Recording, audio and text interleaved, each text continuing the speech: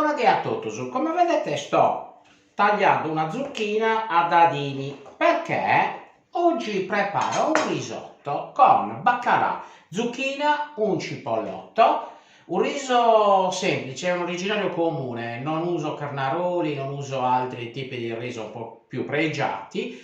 Perché? Perché ho notato ultimamente che l'originario comune mi dà sempre un'ottima crema, quindi è molto ricco di amido e per cui l'ho riscoperto.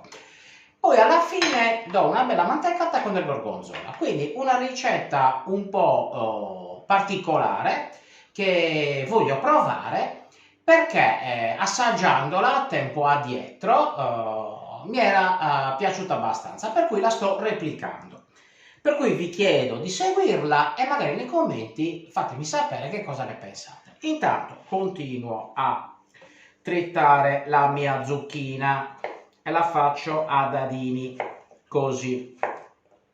Poi triterò anche il merluzzo, anche questo lo taglio a tocchettini piccolini, a dadini. Quindi andiamo in procedura e poi ci vediamo per l'assaggio. Ecco, continuo a tagliare le zucchine. Come vedete la zucchina la taglio a quadrettini abbastanza piccoli e poi faccio a rondelli nel cipollotto, ma potete usare anche un porro, l'importante è che sia abbastanza dolce, quindi non eccessivamente acida come cipolla. Adesso taglio il baccalà a dadini.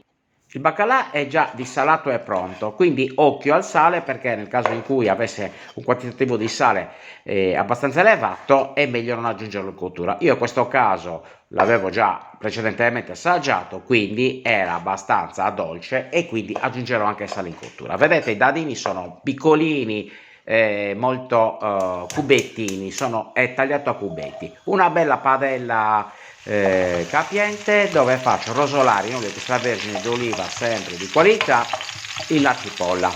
Quindi dopo averla rosolata leggermente senza farla appassire più di tanto, butto subito le zucchine tagliate a dadetti. Ecco qua.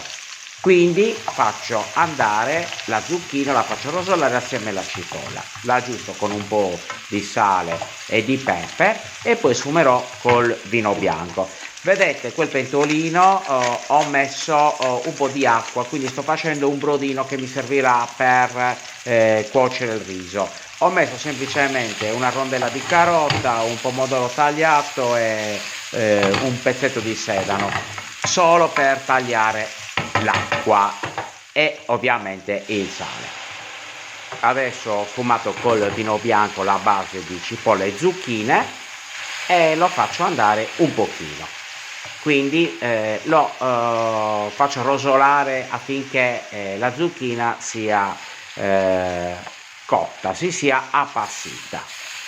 Ecco qua, una saltata, una girata per dare una cottura uniforme. Adesso posso aggiungere i dadini di baccalà. Li faccio rosolare un poco per levare un po' l'acqua in eccesso che hanno, ma non li porto a cottura perché poi cuoceranno ancora col riso. Un po' di sale, un po' di pepe a piacere e una volta che l'acqua un po' in cottura evaporata li tolgo dal fuoco e li metto da parte. Adesso procedo con la tostatura del riso. Il riso, come ho già detto precedentemente, è un semplice originario comune. Faccio la tostatura a secco per levare un po' dell'umidità. Quindi lo tocco per vedere quando è caldo e quando sento quei profumi di cereale, diciamo che è pronto. Una giratina, dopodiché lo sfumo con un po' di vino bianco e quindi comincio a dare la sua cottura. Quindi pian piano comincerò a versare il brodo per dare la prima cottura al riso. I tempi di cottura del riso, secondo che tipo usate, vi conoscete, vanno dai 15 ai 18 minuti. Vedete nel brodo, adesso in questo caso c'è un pezzettino di sedano, come avevo detto sono messo 2 verdurine, un po' di sedano, una carottina, e un pomodoro proprio solo per tagliare l'acqua e non lasciare l'acqua normale col sale.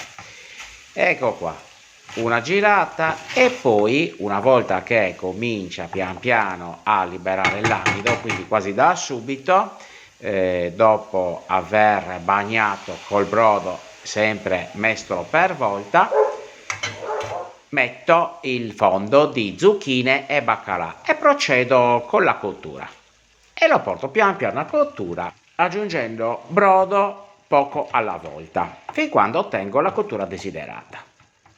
Ecco, con un po' di pazienza, sempre rimestando e aggiungendo pian piano il brodo fatto. Ecco qua. Una volta portato a cottura il riso, quindi quando ci sembra cotto, una bella saltatina per incorporare un po' di aria. E quindi ci siamo. Ora finiamo con la manteccata con il gorgonzola. Consiglio di usare un gorgonzola non troppo forte, non troppo piccante, per non sovrastare il sapore poi del baccalà e della zucchina. Ora non mi resta che sciogliere bene il gorgonzola nel riso e servire questa cremosità.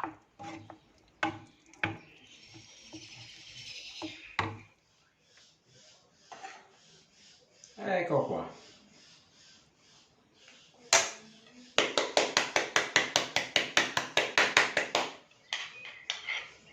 È eccezionale, è spettacolare. La presenza, la crema, il profumo, è uno spettacolo.